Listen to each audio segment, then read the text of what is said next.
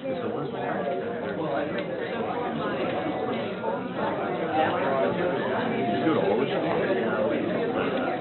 you? That's why we went on Thursday night, because it was free, so we could take it. And it wasn't so Thursday.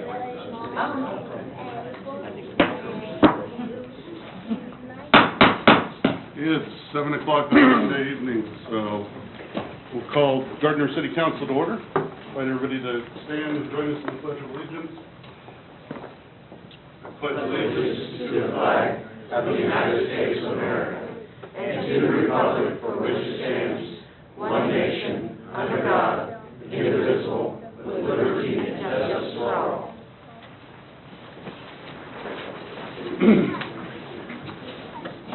Well, we get to start with fun stuff this evening, including a presentation and a proclamation. And we're going to start with the presentation part, and after we get through this, we're going to take a couple minutes. Anybody that would like a cup of coffee or a treat is certainly going to be welcome to join us. First one is a service award recognition for Scott Milholland. Come on, pal. Well, maybe come up front, aren't you? Yeah. Brian, why don't you come on up with us, too? So. Yeah, no, absolutely. Scott began his career with the Public Works Department as a wastewater treatment plant operator in 1998. And he was promoted to wastewater supervisor in February of 2011. He has completed 15 years of service with Gardner, and we're very pleased to be able to honor him this evening. As you can see, this is a handsome guy, but what you don't realize is he's also photogenic. Scott and his team at the Kill Creek wastewater treatment plant were recently recognized and on a cover story of the June 2013 issue of Treatment Plant Operator magazine. There's a very interesting article in there. Anybody ever wants a copy of it, just let me know. I know how to get a hold of some of them. But there's a reason that he and his team were recognized, because they're doing some really great things out there, really innovating every day. So we certainly appreciate it. Brian, would you like to say a couple words? Well, I've been working with Scott since I started towards the end of July. It's been a real pleasure. I've learned a tremendous amount myself, and I've come to the realization the City of Gardner is extremely fortunate to have Scott on our team. Though when I talk to Scott, I tend to digress off of wastewater and start talking about hunting and fishing. But it's amazing what they can do out there with a limited staff. Since Kill Creek's been open, they've won 4 Plant of the Year awards and 3 safety awards. And in over 10 years, we've not had a single permit violation. It's an extremely well-run facility, and we're lucky to have it. Absolutely. So, in recognition of, we've got a certificate of appreciation from the League of Kansas Municipalities, along with a handy, I'm going to say,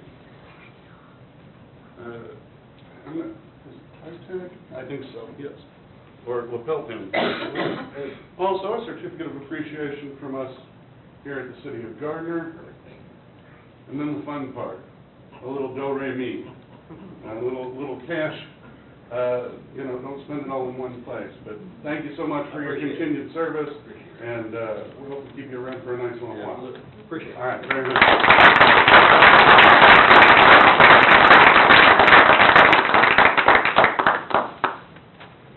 All right, next on the agenda is a proclamation designating Gardner as a welcoming community. And, my family has moved to Gardner over the course of the last 13 years. My brother came first, and then my folks, and then my sister, and then me, and my wife, and the rest of my family. But I can tell you that we've always felt very welcome. And as it turns out, this evening, we've got Kansas City School Board member Marisol Montero here. Her mother, Ana Ramirez, is here, and they are former Gardner residents from the 80s into the 90s. Marisol actually even participated in some 4-H endeavors, and I believe that they always found Gardner as a pretty welcoming community as well. Anna still does her banking out here at Gardner Bank, even though she doesn't still live in the city limits. So, I was contacted recently by the Honorable Alicia Kerber, Consul of Mexico, regarding making a Welcoming America proclamation in Gardner, just like it's been done in Atlanta, Georgia, and Austin, Texas, and Tucson, Arizona, and St. Louis, Missouri, and Dodge City, Kansas.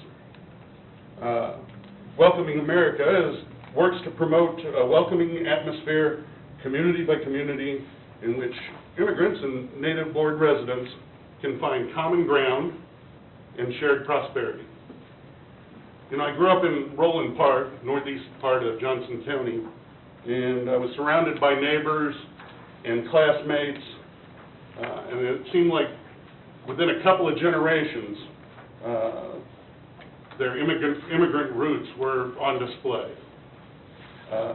Sometimes they were German, sometimes they were Italian, sometimes they were Latin American or Polish, Scots-Irish. In fact, I can hearken back to my great-grandmother, Anna Kapitanovich, who hailed from the Ukraine, came through Ellis Island, before eventually settling in Chicago. But I did want to take a minute to tell everybody a little something about my dearest childhood friend and his family. Manny Rios lived down the street, through the lot, past the water tower, about a Tiger Woods driver away from where we lived. And he lived right next door to his grandparents, his maternal grandparents. Now, Manny is now a long-time insurance industry executive. He's currently CEO of American Modern Insurance Group, a division of Munich Re, which is one of the top 10 largest insurers on the planet. His mom, Ana Rios, was a young mother who, when her children were teenagers, became a registered nurse and took that education and put it to good use. She still actually works also in the insurance industry, helping people and insurance executives understand one another through telephone conversations. But the real reason that I bring this up is Grandma and Grandpa Zuniga, who both moved to the U.S. as children back in the early 20th century. They were married as teenagers. They were always really good neighbors. They were good Christians. The couple remained married for 75 years. There was a story in the Kansas City Star about it. And when they passed away on the same day, within hours of each other. They were patriots. Manny's grandfather served in World War II in Patton's Third Army.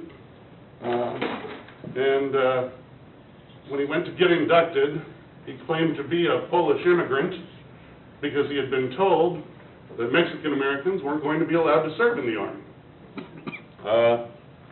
How he pulled off, and I met him after he had been in the United States for a lot longer than the years that he'd been there.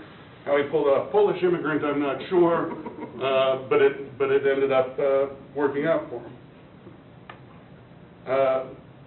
You know, Manny believes that his grandparents are proof of the American dream. You know, they got married, they raised a family, they had many friends, they bought their own house, they retired in the United States of America, and this was working on a janitor's salary that his grandfather earned. And I think that, I mean, they're faithful people, and God-fearing people, and patriotic people, and I think Manny is